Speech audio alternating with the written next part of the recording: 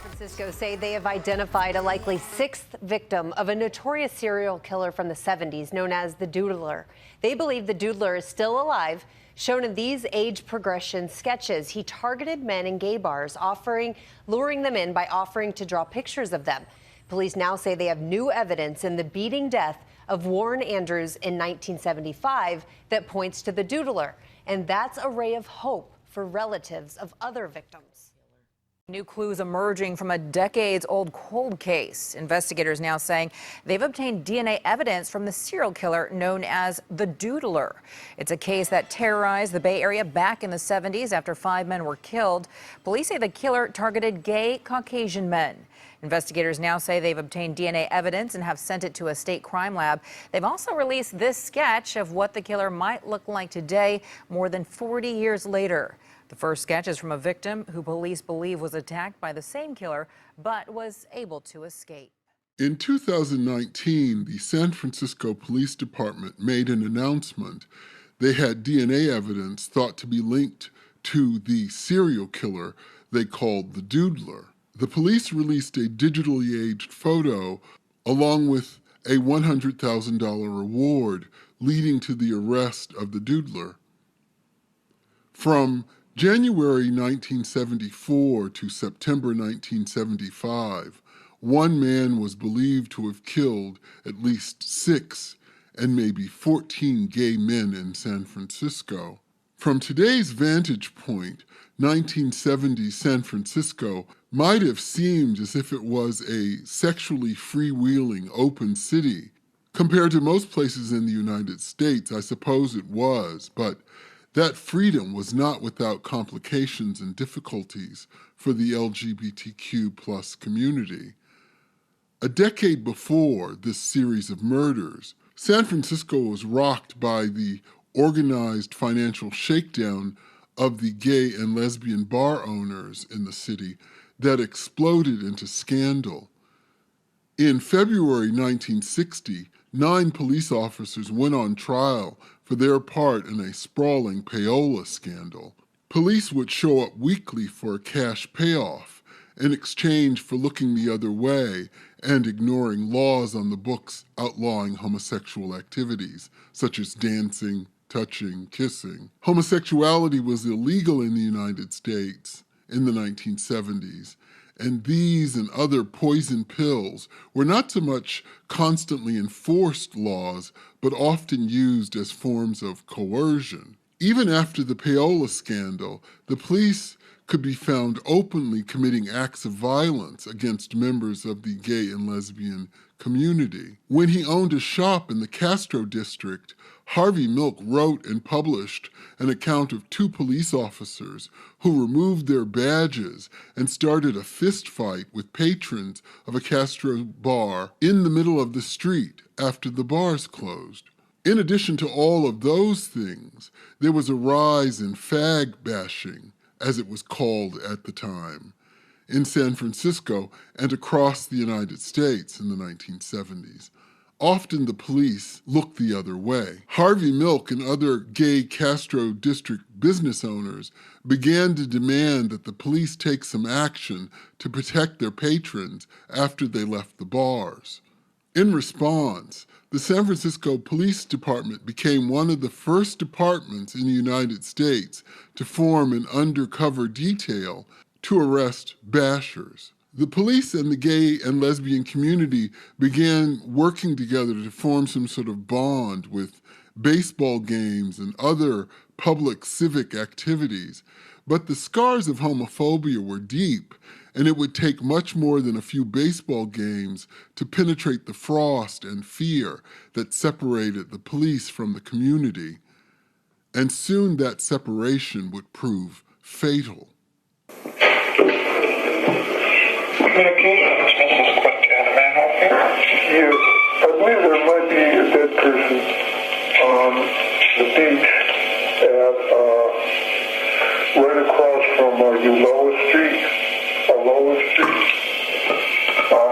If you follow the street right down to the water, I was walking along there and I saw somebody lying there, but I didn't want to get too close because, and I know what could happen. Okay? Did you want to give me some answer? No, I don't think that's necessary. I just wanted to let somebody know. Maybe needs help or something. But, felt it was my duty to report it. Okay, fine. We'll check it out. Okay. Bye. January 27th, 1974, at 1:25 a.m., a phone call came into the San Francisco Police Dispatch reporting a dead body. The body of 51-year-old Gerald Earl Kavanaugh was found at San Francisco's Ocean Beach. According to the police, he was discovered just in time as the tide threatened to drag his body out into the ocean. Kavanaugh had been stabbed 16 times, including defensive wounds on his left pinky finger. He was fully dressed with $21.12 in his pocket and a Timex watch on his wrist. He had no ID on him, leading the police to identify him as John Doe number 7. The gay paper, the San Francisco Sentinel, ran a picture of Kavanaugh. Even after he was finally identified, very little was known about him, but I found a fair amount about him. Mr. Kavanaugh was born in Quebec, Canada on March 2nd, 1923. He was a resident of San Francisco, and he worked in a mattress factory. He was 5'8", 220 pounds. He was Catholic, and as the coroner noted, he was never married, a code at the time for being a gay man. Previous to living in San Francisco, he lived, or at least had a mailing address in Potsdam, New York, where he enlisted in the United States Army in 1945 to 1946 when he was discharged.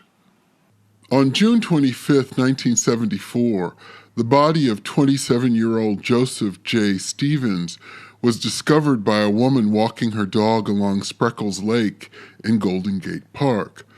Stevens had been stabbed 5 times. According to the coroner's report, approximately 10 feet west of the deceased's feet was a large disturbed area of brush with a pool of blood. There were drag marks from this point to where the deceased was found, indicating that an altercation had taken place. Jay, as he was known, was a very popular female impersonator and comedian in the city. There was blood in Mr. Stevens' mouth and nose. The last reported sighting of him was at the Cabaret Club on Montgomery Street in the North Beach district of the city. I did a little calculation of the drive from North Beach to Spreckles Lake. It would take about 25 minutes.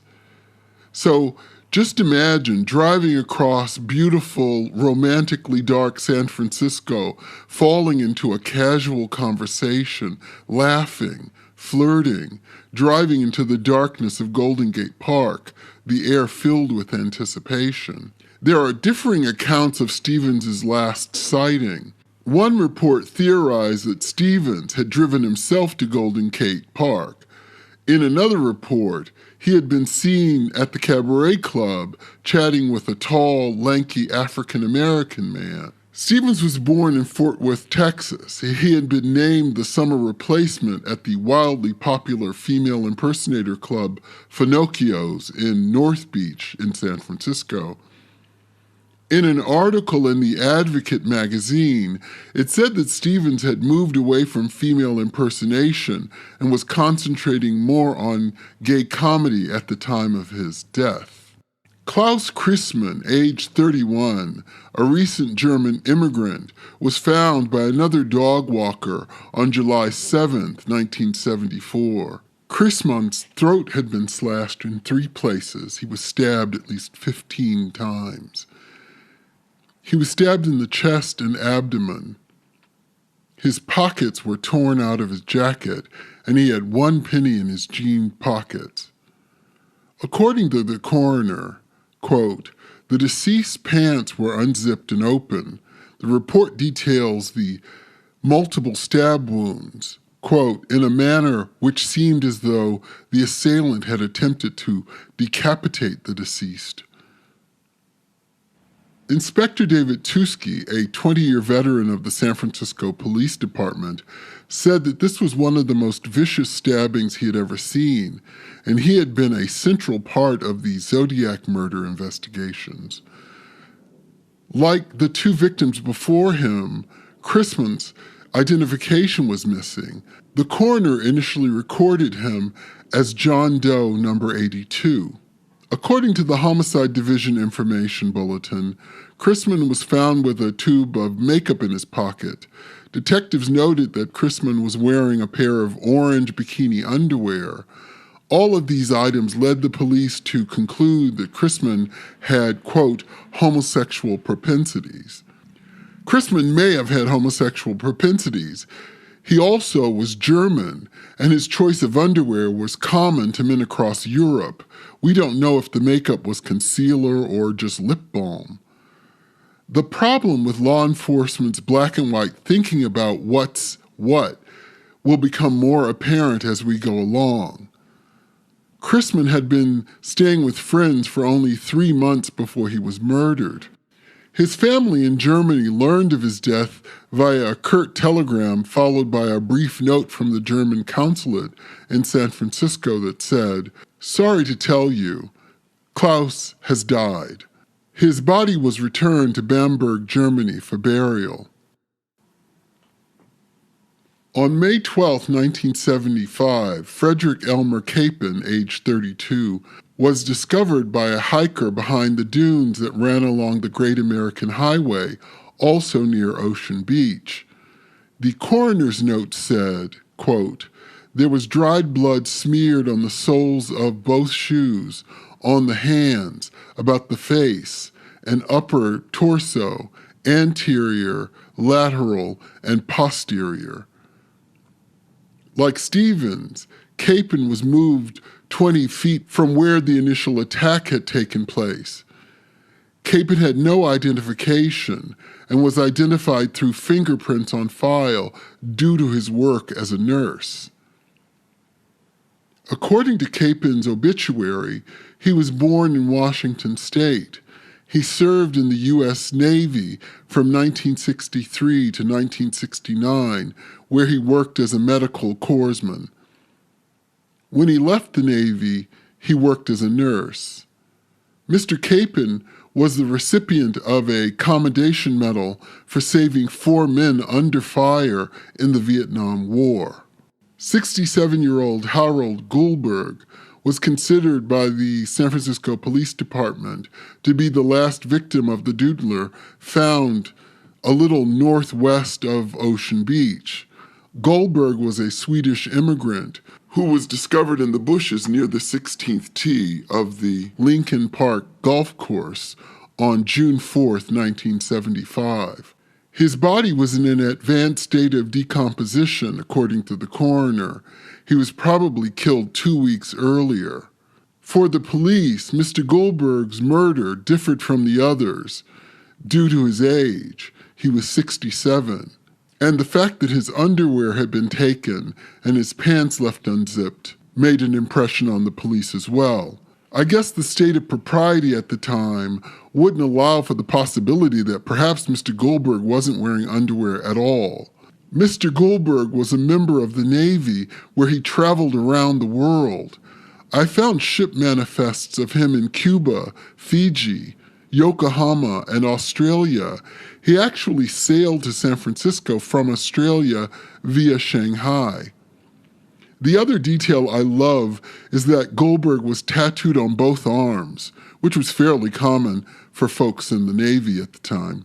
5 men had been found dead within 4 miles of each other, all within 18 months. 5 months after the discovery of Mr. Goldberg, the San Francisco Police Department released a composite of the suspect.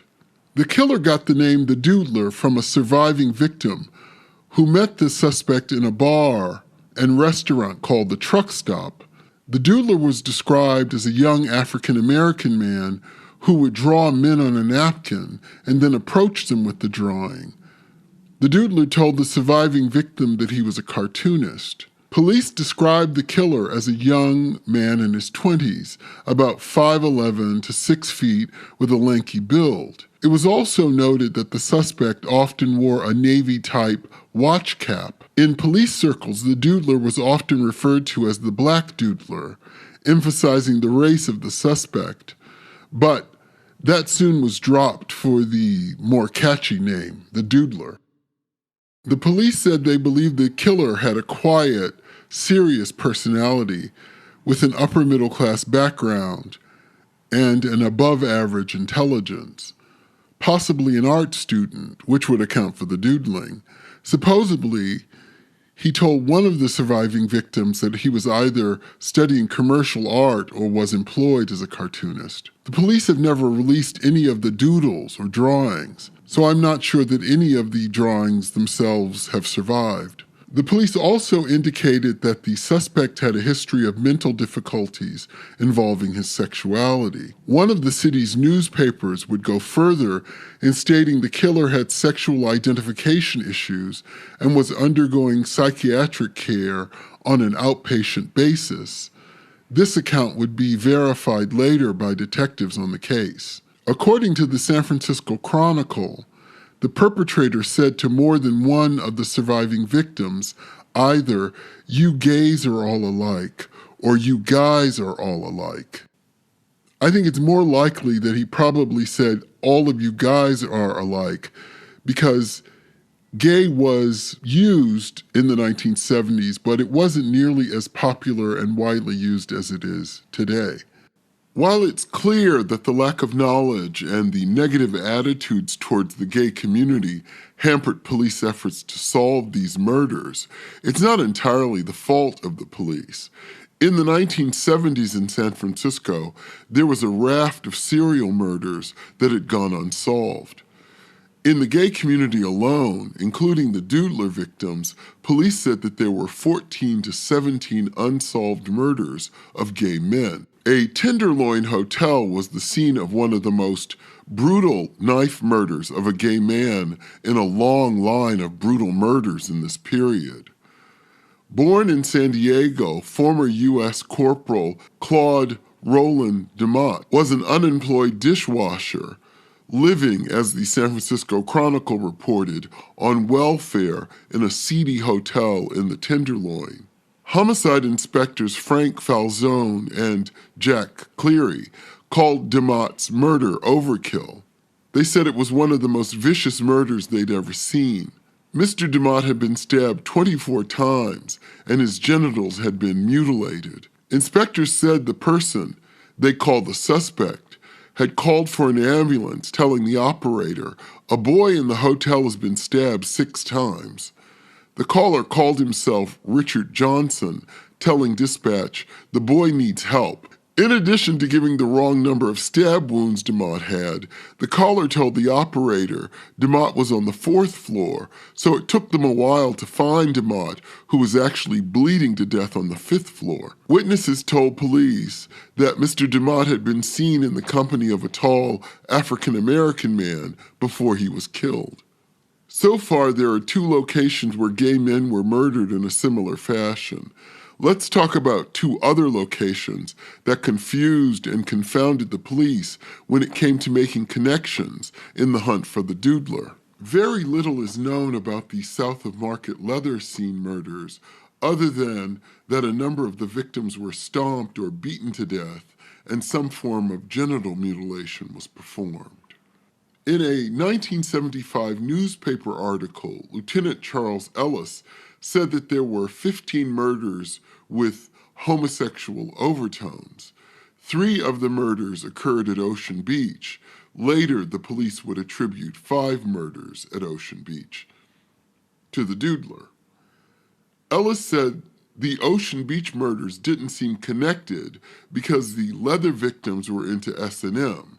He also said all of the leather victims were younger than the Ocean Beach victims. Actually, only 2 of the 5 Ocean Beach victims were older, at 51 and 67. Homicide Detective Toski told the San Francisco Chronicle, We don't know if we're looking for a guy who hates homosexuals or if he's part of the S&M scene. His comment implies that being into S&M would lead you to be beaten to death or mutilated. Clearly, the police didn't have a framework of understanding for the leather scene at all. Fox Plaza, built in 1966, is a 354-foot, 29-story building. Fox Plaza was one of San Francisco's tallest apartment buildings for many years. It took the place of the legendary Fox Theater that was demolished 3 years earlier. Fox Plaza's modern design was not beloved by architect critics when it opened, but it was considered a chic new place to live. Today, it shares a Market Street intersection with the Twitter building. Fox Plaza is also the site of 3 of the Doodler's attacks and possibly 1 murder that no one talks about. 1 month after the last Ocean Beach Golden Gate Park murder, one of the most detailed accounts from a survivor of the Doodler comes from a man who the police and news accounts called a diplomat. He was thought to be a Swedish diplomat who was living in the Fox Plaza when one night he met and invited a young African-American man home. According to the diplomat, the young man asked if he had any cocaine, to which he replied, "No, I don't." The young man excused himself to use the bathroom, where he stayed for about a half an hour. When the young man finally emerged from the bathroom, the diplomat was sitting on the sofa, where his assailant began stabbing him. The diplomat was stabbed 6 times in the back when the knife broke. Somehow he managed to struggle with the man, slamming him against the wall, and the assailant ran off.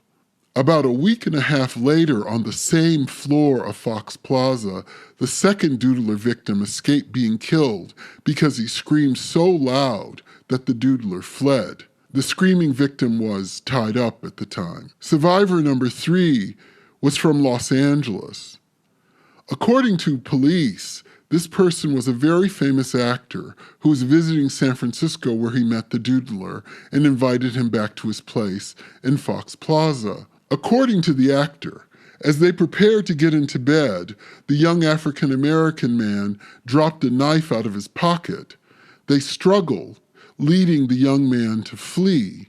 Those were the 3 surviving victims the police hoped would help solve the Doodler cases. But there is one other possible victim, the 4th, who did not survive his attack. This excerpt I'm going to read you comes from the San Francisco Chronicle, January 19, 1976. Tracing George Gilbert's last few hours found the handsome 32-year-old blonde-haired lawyer was living a double life. By day, he was an assistant trust officer for the Wells Fargo Bank, straight clothes, a high-rise apartment, and women friends with whom he had platonic relationships. At night, though, he came out of the closet. The detective said, all his life, Gilbert was a leather freak, a slave who liked being gagged, tied up on all fours, spanked to the point of orgasm. Can you imagine the police talking about a murder victim that way today? Gilbert was thought to have been seen at a few of the leather bars south of Market. A bartender at one of the bars remembered him as cool, quiet, non-aggressive, a loner. A detective is quoted as saying, the only pattern in the killings of the 6 S&M victims is that they were all passive guys who liked to flirt with danger. The article ends with George Gilbert being found dead by a friend in his Fox Plaza apartment on San Francisco has been a hub for the gay community for quite a long time. In the 1970s, it was a more dangerous time for openly gay individuals. Discrimination was plentiful, but this didn't stop a number of people who wanted to pursue their passions. Many gay people frequented gay bars, even if they hadn't come out publicly. One man, however, found pleasures of a different kind at these types of locations. Doodler, sometimes just known as the Doodler, was an artist who would frequent gay bars, nightclubs, and the like, and draw pictures of men. San Francisco has been a hub for the gay community for quite a long time. In the 1970s, it was a more dangerous time for openly gay individuals. Discrimination was plentiful, but this didn't stop a number of people who wanted to pursue their passions. Many gay people frequented gay bars, even if they hadn't come out publicly. One man, however, found pleasures of a different kind at these types of locations. Doodler, sometimes just known as the Doodler, was an artist who would frequent gay bars, nightclubs, and the like, and draw pictures of men he saw at the bar. Those men were typically his targets. He'd draw them with impressive ability, and the men would be flattered upon seeing it. This would allow for further interaction with the Doodler. A more intimate experience was to come. So the Doodler and his victim would meet alone. The pose, oftentimes naked, for the Doodler to sketch, and he would. He'd take time, effort, and let his ability flow freely onto the paper, immortalizing the man lying before him, leaving one last reminder of their life. The Doodler, after completing the piece, would engage in sexual acts with his subject, and after it was over, the Doodler withdrew a knife and brutally murdered his victim.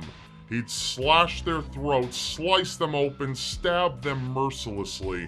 What seemed like such a passionate artist offering the honor of personalized art turned into the subject's worst nightmare. Doodler would most often dump dead bodies near water, whether it be a lake or the ocean. It was a more complex issue to catch the Doodler, considering a number of officers practiced discrimination against members of the gay community, sometimes utilizing entrapment to make arrests. Eventually, however, the bodies found were linked. Toward the end, 14 bodies were piled up. Fortunately, however, 3 men ended up surviving their encounter with the Black Doodler. They were able to each give a description of the man. Though this sketch is all the police had to work with, the true identity of the Doodler is up for much speculation. This didn't stop the police from finding a suspect, however.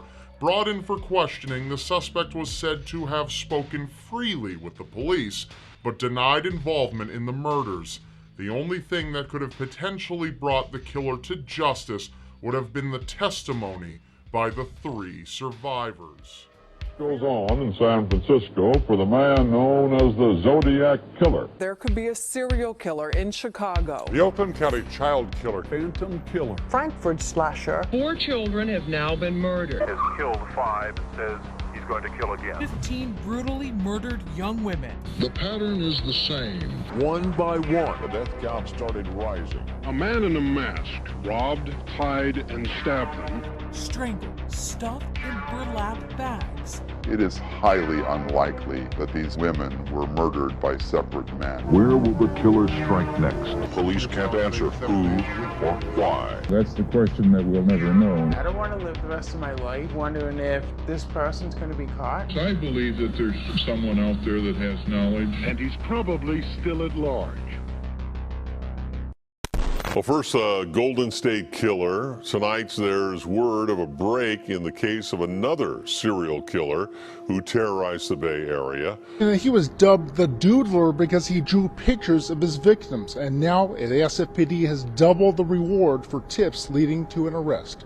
Police hope this new evidence and an increased reward of $200,000 will help solve one of the city's longest-running cold cases. We were scared to death because it's like, you know, you don't know who it is. CNN is now reporting San Francisco police have identified a suspect. The detective on the case tells CNN he is going to release an updated sketch of the suspected serial murder, one that shows him more than 40 years older. The detective says he is still working with DNA to nail down some evidence. San Francisco police are not confirming the story to us, but they are planning to hold a news conference. Reporting live on the Night Beat, I'm Joe Vasquez. 911, what's your emergency, please? Yes, I believe there might be a dead person on the beach at, right across from Known as the Soul Brothers, homicide detectives Rotea Guilford and Earl Sanders were assigned to the case. The pair had been involved in apprehending the previous zebra killers, and it was believed if anyone would solve the case, they could.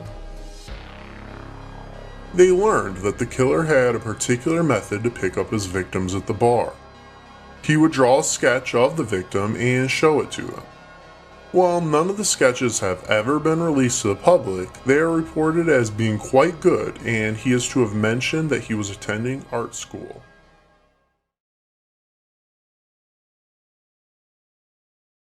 But just as they were beginning their investigation, another victim was found.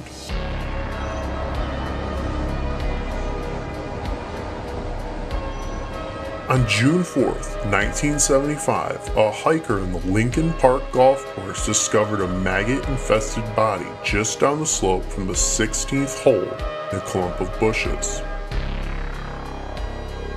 The area was another hookup spot, and the victim's throat had been slashed. So too, like Chrisman, his pants were left unzipped. Harold Goldberg was a Swedish immigrant who had traveled the world before living in a sleazy hotel in SF. The 66-year-old man had cirrhosis of the liver at the time he was murdered. Little else was learned from the killing, but the next attack would prove different.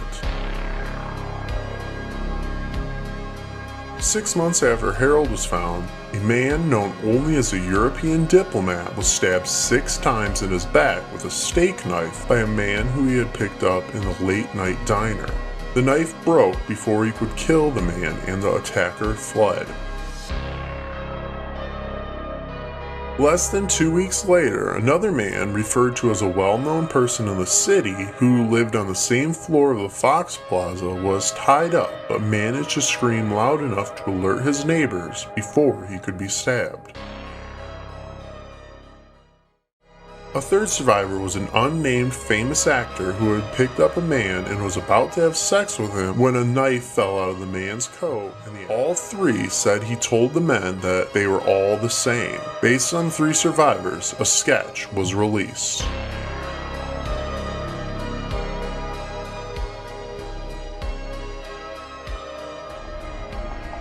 Angered at the lack of protection the police were providing, the gay community formed the Butterfly Brigade, a group who patrolled the neighborhoods themselves, carrying whistles and walkie-talkies.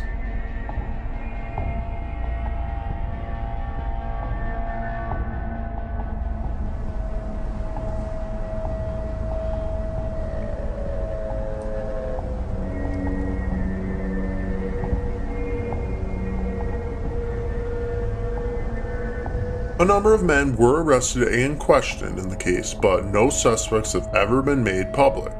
However, there is one primary suspect that still remains at the top of the list. After receiving several tips about this man, including from a psychiatrist who stated he made incriminating remarks about the murders, Inspector Guilford interviewed the man. Unfortunately, after their initial reports, the 3 survivors refused to testify. Something newly elected gay politician Harvey Milk said he understood, as it would not be until 1976 that sodomy laws would be repealed, and the men did not want to ruin their reputation as being outed as homosexual. Without a confession, police could do nothing. In August 1975, almost the entirety of the SFPD went on strike after the city refused to increase their pay. Police strikers claim that 90% of the force was off the job in San Francisco today, and appearances indicate that was about right. Lines of pickets marched at the Hall of Justice and every outlying police station. The following month, at the St. Francis Hotel in San Francisco, Sarah Jane Moore attempted to assassinate President Gerald Ford. The president appeared stunned momentarily, but he was not hit. He was quickly pushed into a crouching position, into his limousine, and in moments the motorcade was underway, rushing away from the trouble area toward the airport. With no new leads and an ever-increasing stack of other murders, the Doodler case grew cold. New developments in a decades-long search for a serial killer in San Francisco. A man named the Doodler targeted gay men in the city in the early 1970s. Today, the department announced that they've linked a 6th victim in that notorious case. For years, SFPD said he's killed 5 men. But on Thursday, investigators say another man, Warren Andrews, was likely his 6th victim. Killed on April 27, 1975, Warren Andrews would have been the 4th victim in the Doodler's crime spree. The 52-year-old lawyer's body was found just a mile away from where Harold Goldberg would later be found. In Land's End, near a ravine, the attorney for the United States Postal Service was found lying in a pool of blood from his head being bashed with a rock. San Francisco Chronicle reporter Kevin Fagan and the lead SFPD cold case investigator went to the scene where Andrews was found. If you're going to fight back against the Doodler, the knife could easily go flying off the cliff. What do you do then? You pick up a tree branch and you pick up a rock, you pick up whatever you got and you finish the job. He managed to survive for several months in a coma before dying, which is why he was initially believed an unrelated attack. The Doodler has been suspected to have killed as many as 14 victims around San Francisco. He has also been suspected of murders as far away as Louisiana and Texas. The 3 survivors are still alive and still unwilling to testify. Until they do, or police get lucky, the Doodler, whoever he is, may still be walking the streets of San Francisco. Fearful of publicly coming out as gay and potentially tarnishing their reputations, all 3 victims refused to testify. The Black Doodler was never publicly apprehended or even named, and disappeared without anything left behind besides 14 dead bodies.